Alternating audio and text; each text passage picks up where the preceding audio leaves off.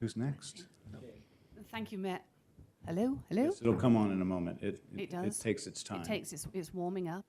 There we go. Well, I've got a big voice anyway. I was a school teacher in a previous life.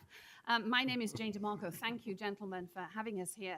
I'm an Old Town Chinatown Community Association board member, and I'm the executive director of Lansu Chinese Garden. And it's been my honor to work with a host of city and PDC planners, plus neighbors and businesses, for 1.5 years to create this Old Town Chinatown 5-year action plan. And in a previous life, I was the community involvement manager for the Port of Portland. So I know community involvement processes, and this has been magnificent. This cannot be flawed. So thank you to your departments and PDC for their great work.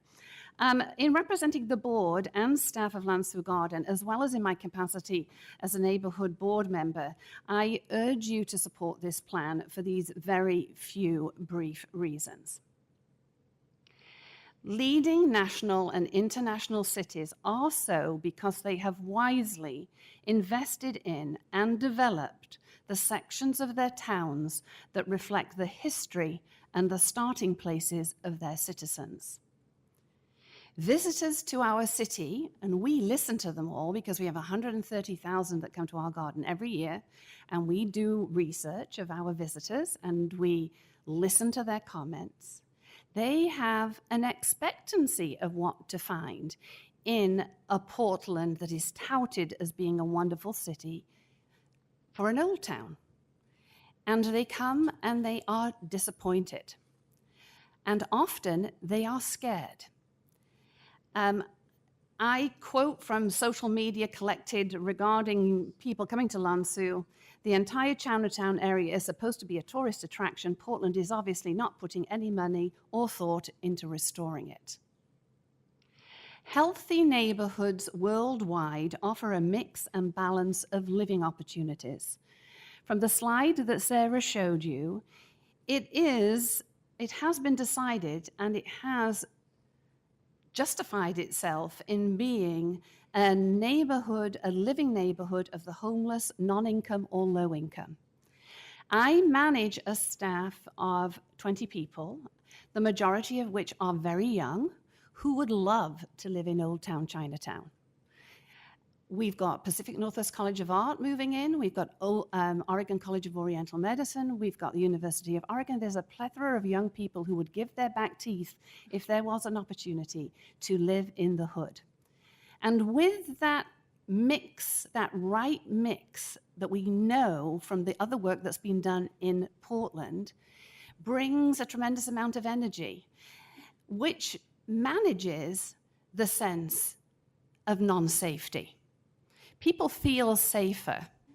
We work very closely with all the concierges in town, and we have been told by a couple of concierges, the Benson of one is that they don't send people to Lansu Chinese Garden.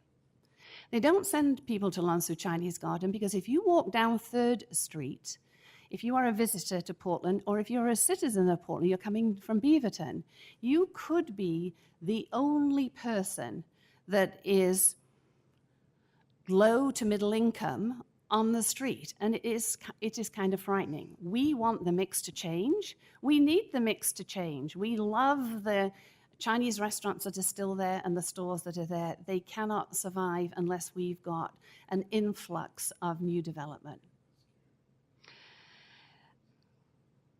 So local hotels, as I've said, travel sites, social media, visitors to Portland all suggest to people that they not visit Lansu Chinese Garden. And we really have been the anchor store for quite a while. People have come and then they've looked around and they said, well, where shall we eat? And we send people to great places to eat. Where shall we grab a cup of coffee? Go to Floyd's. Where shall we get a cup of tea? Go to the Red Robe Tea House. We have done that. We are holding our own, but mainly because our members and our donors are supporting us, not because we are getting the increase in visitors, because the word is out that the hood is not good. And the hood has not been good for quite a while, and I think what we've heard from all of the other folks here is that we are at a threshold time and we have this opportunity. We asked Sarah, and we had a big meeting to look at STC funds, because I know that if I were you and I were trying to run a division and I required SDC funds to run my division, I would be squalling about the opportunity to not get STC funds. But if you look at the minute amount that you presently get from that, it's really small. And there's that adage that you have to spend money to make money. So if you invest in future investment, then the SDC funds will come. And if you take a look back at the Pearl District, 20 years ago, to the funds that you were gathering from that and what you are doing now, you will see a vast difference. And that's just because there has been interesting development. We do not want to be the Pearl. We want to be that area where all kinds of people can mix on the street and get along. But the diversity and the mix is out of whack. This plan is an action plan. It deals with the out of whackness. We ask you to help us get in on this and fix it. We are very excited. We've worked very hard. We are so thankful to the leadership of your staff and the staff of PDC to get us to this point. And we are hoping that you will offer the ultimate leadership by doing 2 thumbs up all around. Thank you. Jesse, welcome. Hi, my name is Jessie Burke.